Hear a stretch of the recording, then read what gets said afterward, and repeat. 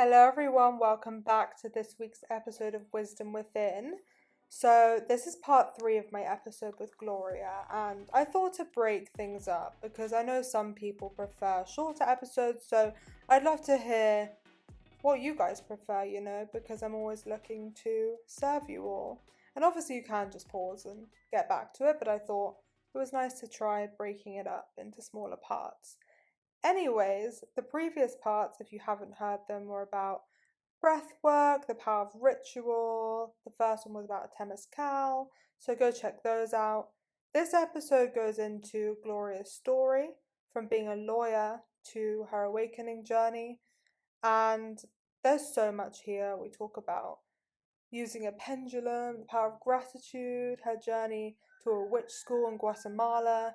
So there's a lot here. And I really want to say that it's so easy when someone's done it to listen and be like, wow. But when you're in it, when you're in that place of like, what am I doing with my life? And just go on that journey of trusting, like actually doing it is so different. And so use this story as inspiration for you to know that if you're in any circumstances that aren't in alignment with you, anything is possible for you. And that's one of my intentions for the podcast, is to show that we are all one. And so there's so much medicine and learning and wisdom in sharing our stories. So enjoy this one with my beautiful roommate in Ubud, Gloria. Let's get right into it. I next want to ask you about your life. And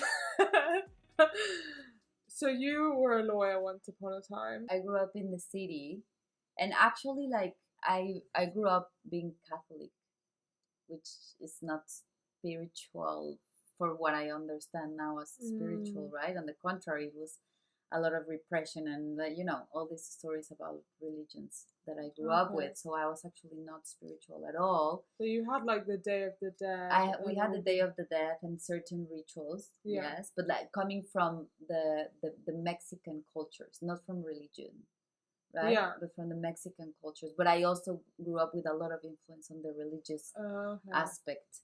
So also at the time where I was growing up, the idea of the indigenous people in Mexico and like the traditions, etc., was like not really appreciaed. It was more like we wanted the American dream and the burgers and EU Mexico. At least this is the way that I grew up, like in that culture of we want to become modern. So indigenous is like actually not really valued. That's super interesting. Yeah, and quite fucked up also.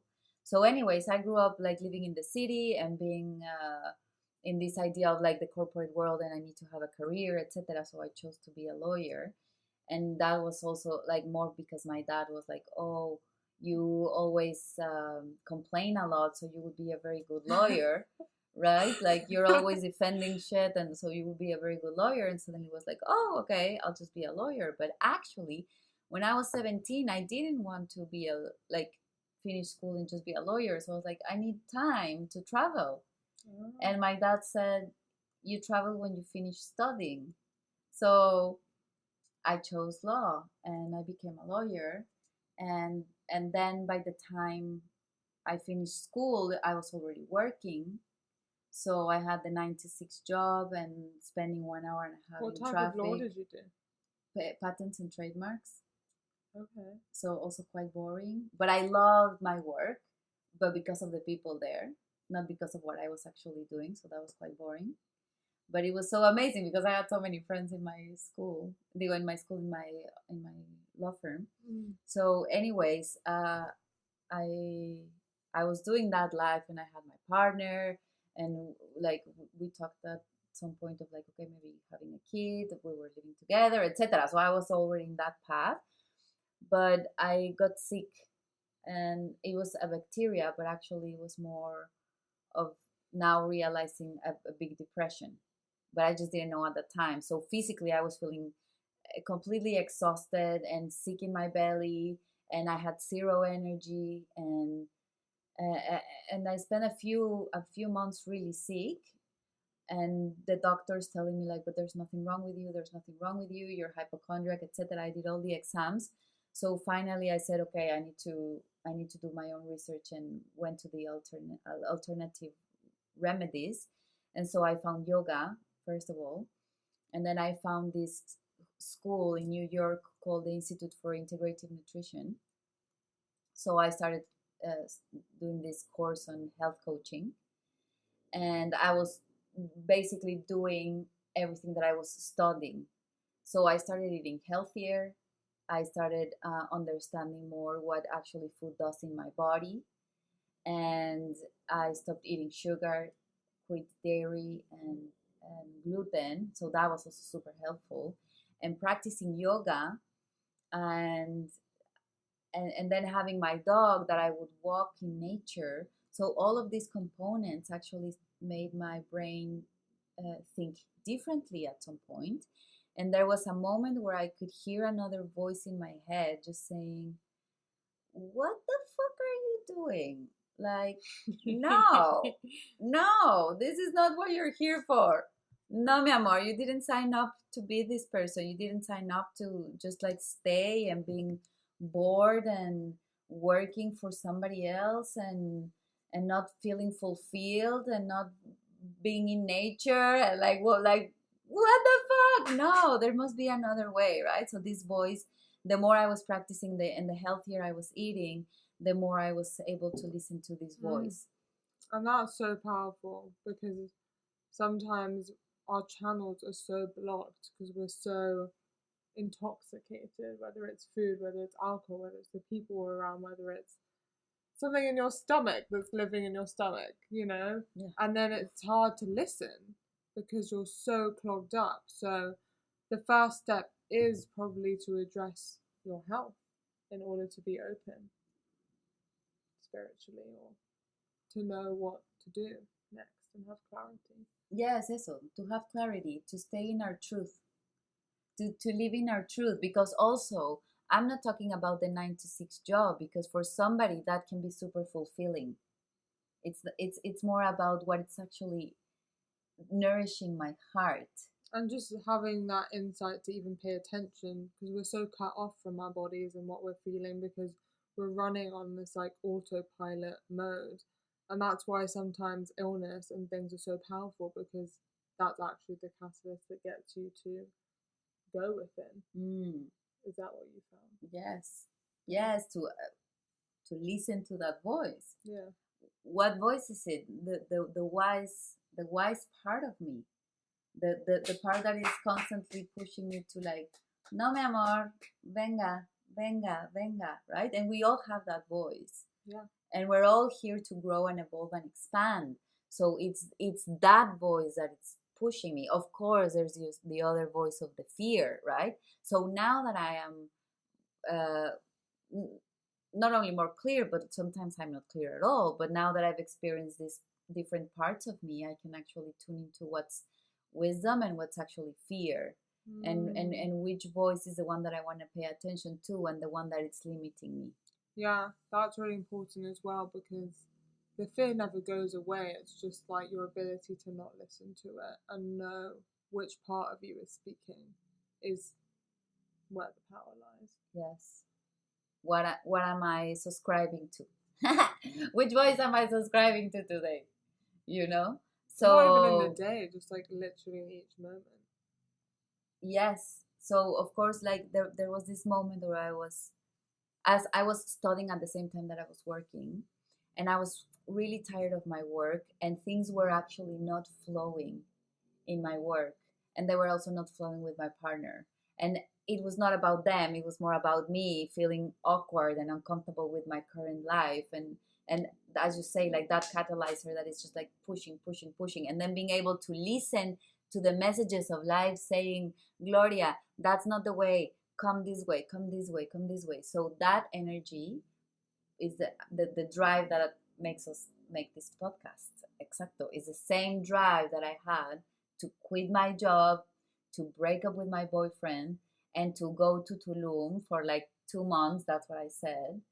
I'm going to the beach. Yes, right? And so I took my car, my dog, and my friend with her dog, and we went driving to Tulum for 2 months. And it was in Tulum where I actually like had this awakening and realized like, oh fuck, life is about way more than what I thought. Whoa, oh, my life is just like starting again. Oh, but now super expanded. Oh wow, and then yeah, from then it's a and never ending story of going into our reality and then boom, waking up and expanding my perspective, and then boom, waking up and expanding my perspective. Amazing. Thanks for sharing. So the first place you went to after Zoom was India to do yoga. Yes, yes. So first I went to Tulum, um, and in Tulum is this place where the shamans and the healers and the sound healings and the yoga and the blah blah blah blah blah was like the, yeah, at that time 2014 it was the place where healing happened. So I met a lot of people and I realized like, okay, this is huge. So yoga is one of my first things that I came to. And this girl told me like, you need to go to India to this place. I was like, okay. And that was my first thing. And then I did another teacher training in Tulum. And then this girl comes and she's like, you need to go to Guatemala to this place called Las Pirámides del Ca that I told her that she needs to go. It's an amazing place. It's in Lake Atitlan in a school of witches. Chati, the most incredible witch, like she blew my mind because now I'm not only studying yoga, which is a philosophy and almost a religion, like a whole thing, like a whole way of life. A whole way of life. Yeah. But then I come to this school where they're teaching me about my astral body and how I can leave my body to travel other places, other dimensions, and I can become something else. And then through my dreams, I can actually experience all that is the creation of life, which I actually don't understand.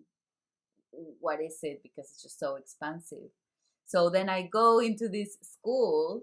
I don't know nothing about life, right? And it's in these pyramids, and this teacher, she's speaking about all her experiences leaving her body and then teaching us how to, and us doing practices every night, praying to the elements and waking up at 3 a.m., meditating, trying to get out of my body. And so, and everything around the space is like, am I dreaming? Is this a dream? Is this a dream? So of course I'm losing my shit in 1 month with the amount of information that I receive from, you're not only a human, but I'm actually infinite, and there's so many realities and so many dimensions that we don't even know. There's more going on than we could ever, we're not even meant to know, and like you just have to accept that. Yes. But how was that? Like the way you described it sounded very ungrounded, but it was what you needed. Like it was expansive. I love that you say it was very ungrounded. It was. No, I'm saying the way you were describing it. Yeah. It's absolutely ungrounding. Yeah. So not only that, but speaking of breathwork, also during the whole month that I was in Guatemala, I was also doing these 7 days really intense breathwork sessions. Every day we were adding one more round to the way that we were breathing. By the 5th day, I was completely high all day, like a little bit like, I could say floating. I could say like really not feeling myself in my body fully, but in a very incredible way. And I know that I had to experience that to be able to understand also how to come back to my body and how to be grounded in my humanness. And I feel like a lot of the awakenings we think, or I used to think, and that was my process, is that it's outside. Yeah, we were talking about this the other night. Oh yeah? Do you remember? Right? Like into the cosmos and into the ethereal world. And actually, and also, yes, but also it's about living in my body. And the more I can inhabit this body, the, how can I say, the more stable my human experience is. And I can actually go into the ethereal world, but really being present in my body will create a way more different experience than just flying out. Yes. Right? Because in the end, I'm still a human, and I still poo, and I still eat, and I still visit my friends, and go into this 3D world. And I need to take care of my body, because actually, if I'm out of my body, then um, well, the experience is over. Game over. So if I still have a body, but I'm a little bit outside and into the ether, I'm actually not being fully attentive to my body. Yeah, that's why I brought it up, because I think it's really important for people to know that this balance is really important. And sometimes we don't know what balance is until we go out of balance. So, like, I think it's normal as a part of someone's journey to not be on earth sometimes if you go that direction, but then also learning how to bring the light of the divine into our physical incarnations, because that's why we're here. Like, if we were just not meant to do that, then we would all be spirits, and why would we even have a body in the first place? Yes. So I think, as far as I'm concerned, that is the purpose of this life. Yeah, so if you are interested in delving into any of this stuff, just like have awareness of how important that is, and there's so much value to be experienced in the 3D world, and so much beauty. Yeah, and the same wisdom. Yeah. Like all the dimensions that we can visit leaving our bodies, we can also visit them inside of us. And that's what the elements show us. That's what the natural world can mirror, everything that you will go learn outside of the natural world too. Yeah. Everything's just mirrors to learn the same things and realize all the wisdom's within. And that's the name of my podcast. And I literally in every episode this happens. I'm like, oh, there you go. Didn't plan that one.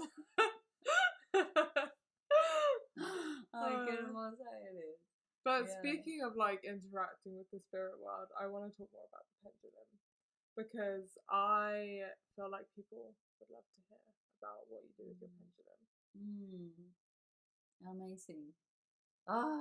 Well, basically the pendulum, the tarot, astrology, numerology, like all of these are techniques that we use to understand or to decode the the supreme intelligence that runs us all, that we can actually hear it in messages, like people that are channels that can maybe listen to a being, but also can just like tune into the collective wisdom, right? So basically we do this with the pendulum too.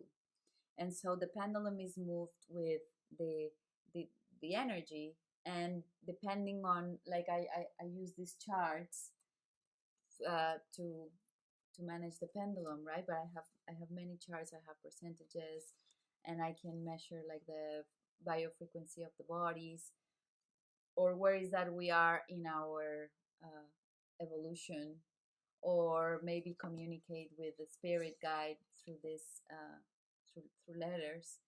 It's incredible. It's just like it's so vast. For me, the practice has been to trust in that energy, and to be able to not be afraid of the information. Yes, that was something I was going to bring up. I think with all these witchcraft, or whatever you call them, all these practice modalities and tools, there's fear around them. Yeah. And I wanted to ask about what the role of fear is in it, and yeah, your journey of how you choose trust over it. Yeah. So first of all, I think it has to do a lot with the teachers, my teachers, that I trust so deeply in. And I know that they are really cool, grounded humans, and I can see it reflected in their lives. So if they are doing some kind of practice like that, it must be something, right? But also, I've been practicing since I moved to Tulum. I've been observing all these people that are witches and they work with energy, or shamans and they work with the elements, or whatever shape or form. So I've been either also plant medicine, right? So in my life I've been able um, to dive in different ways in this cosmic collective energy. So I also started feeling it, right?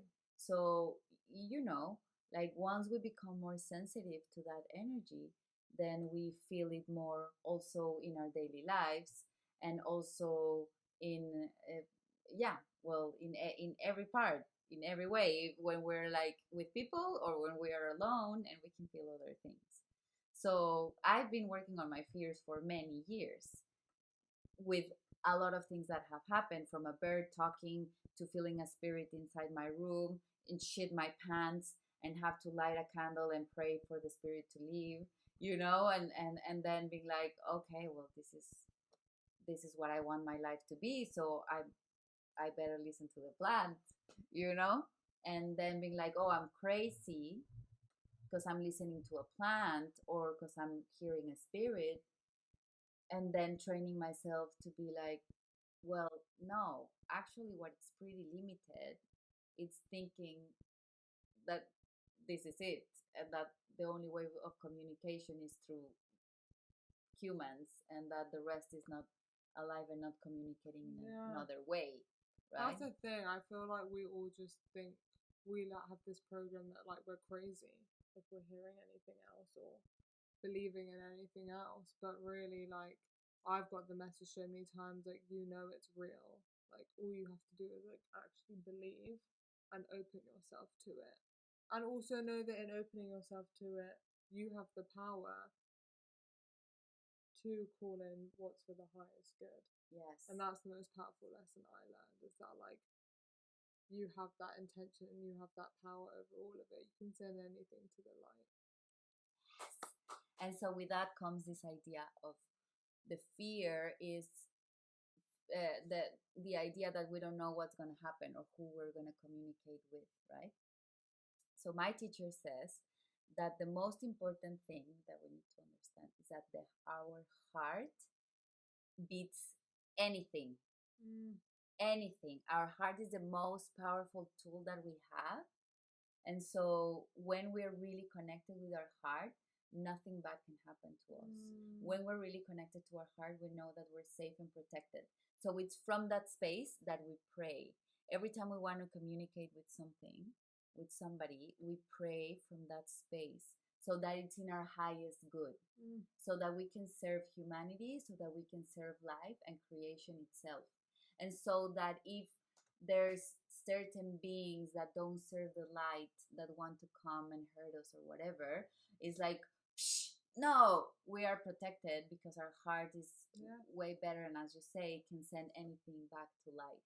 So even if we're encountering something that it feels not really nice or whatever, we can send it through light to light. Yes, exactly. Or we can also pay attention not to engage with it. Yeah. So I always say, the ethereal world is also like the physical world. There's people that you want to hang out with, and there's people that you don't want to hang out with.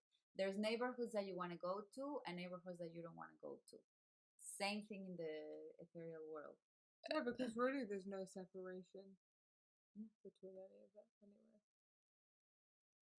So it comes, but I want to engage, send it back to light, or I just don't want to engage.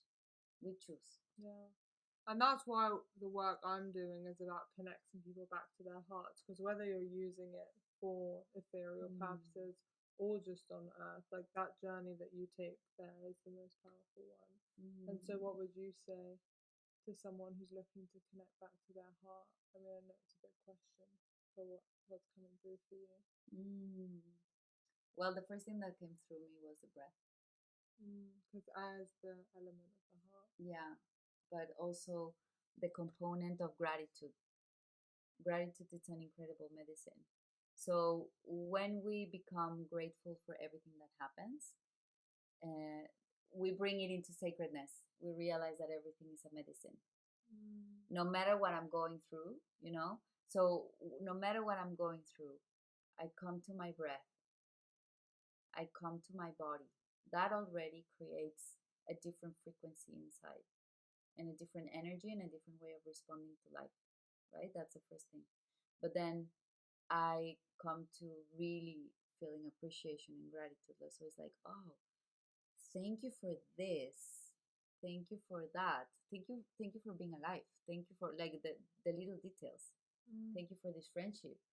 Thank you for the food that I have every day in my belly. Thank you for the roof. Thank you for my dog. There's actually infinite things to be Infinite. grateful Infinite, no matter where we are. And so that's the thing. We can focus on being, we can focus on the dark cloud and feel like shit. And that will actually disconnect us more from our spirit. Or we can come into gratitude of whatever it is, the pain, the sorrow, the grief, the joy, all of it. And so then it's like our life becomes meaningful and our spirit vibrates, right? We become alive. I mean, because alive we are, but if we're not realizing that we're alive, we're actually dead, no? And that's when like the rah, rah, rah, and the complaining and the rah, rah, rah. Yeah, okay, life can be super shitty, but if I can see the good in the shitty, then again, meaningful, it becomes a gem. And then I have so many gems, my heart is full, then I can share and it just keeps on flowing. Cultivating joy is something that we need to do, that I invite everybody to do. Cultivating joy, what does that mean? Having fun, doing cool things, laughing more, living the lifestyle, baby. So yeah, of course, we're very fortunate because we live in a holiday, in a constant holiday. I mean, it requires our effort, of course, but we live in a constant holiday, and that's amazing. But also, you and I have a very light spirit, and we want to have fun. Because you can make anything fun. See, and everywhere. You can find laughter in literally everything because life is a cosmic joke. Yes. So that's a great place to end. Yeah. Find joy in everything and anything. And so, yeah, as I mentioned before, you can book sessions for Breathwork online. You can come here and learn with Gloria and go to the Temazcal as well. Yes. I mean, if you're in Bali, you need to come to the Temazcal. But also, if you're in Bali, I feel like you need to experience at least one breathwork session, or even better, like not even better, but like also incredible, the 2-day workshop with Alex, where we do breathwork, ice bath, and authentic relating. And it's a 2-day of community, incredible. And then also, I'm running group sessions soon. Here in my house, just women, because I really would love to work with only women. And then also, if you're a man, you also need to join the Temazcales for men that we're gonna start doing very soon. Now that everything is happening. Yeah, she's amazing. So the Temazcal was the first thing I went to that she facilitated, and I was like, damn, she's cool. You know, because like when you meet someone in like different contexts, it's just so interesting to like see different facets of someone. And I was like, oh my god. And I love you. Like, you, every time you're telling me a story, and I'm like, but that's the thing, right? Like, she's so fun. Her stories are so interesting. So of course, the more fun we have in life, the more interesting our life becomes. So true. Oh, there's one quote that came to me yesterday, which I wanted to say. Life is a game where love is the glitch that will always win. What does it represent to you? Well, I think like we're all playing in this game of life, but I think when you really come to love in your heart, like you're not in a losing game anymore. You're always gonna win, because that's how powerful it is. It's the most powerful force in all of reality, and my human design incarnation is vessel of love, and like the more I like really connect, like literally just being a vessel of love, like the more I just feel so happy. Because like everything's just an opportunity to realize that you are love. And it's just like, Oh, you're beautiful. But yes, everything becomes a blessing. And I love that you're saying this, because that was the other thing that I wanted to say, the compassionate, the part of us, there's a big part inside of us that it's loving in its essence. at the end of the day, we're all here just to learn how to open ourselves to giving and receiving love, because we come into this world as love, and then we have all these things happen, and then we're like, I can't trust, I can't love, like I don't know how to do it feels weird, and we're trying to like relate to everything around us, and then it gets so confusing, but really like it's also so simple at the same time, because you're just becoming what you already are. And then the other one I wrote down, inspired by you, was how can you make life a ceremony where the totality of everything is celebrated? So really just seeing like life as medicine, life as a ceremony where you can just dance and play and celebrate everything that you might have previously seen as bad. Yes. I mean, we're choosing every time with everything. We're choosing if we take it seriously or if we take it as a game. If we decide to become in awe of the experience, or we're suffering it, like we're choosing all the time. So choosing joy, compassion, gratitude, and mostly seeing everything as just an experience, right? And as an opportunity to grow and expand. Then everybody becomes a teacher. Every situation becomes incredible, because even in the shitty situations, we learn so much. It becomes so amazing. Sometimes I'm hurt, like my body's hurting. Imagine a heartbreak, right? That it's the heartbreak is not physical, but the pain is so heavy that it becomes physical. And sometimes it's like, wow, I am in so much pain right now. Just and really- actually feeling content with the amount of pain that I'm going through. It's like dramatic, you know? It's like making life like a musical or a play or like a song where you're like playing this character that you are. Because in the end, we're characters. It's like a movie. It really is a movie or a book. Like you get to choose. You get to write your own story. You can rewrite it. You can do whatever you want. So RuPaul says, we're born naked, the rest is drag, right? Which makes me think like everything is a costume. Yeah. We're all wearing a costume, no matter what we're dressing, what we're wearing, right? So it's the same thing with our personality, with the way we're choosing life. Everything is just our choice. Yes. And we're just playing a character. Babes, thank you so much for this. It was so fun. I love you so much. I love you so much. And thank you all for watching and being here. And yeah, so much love. Mwah. Bye. Bye.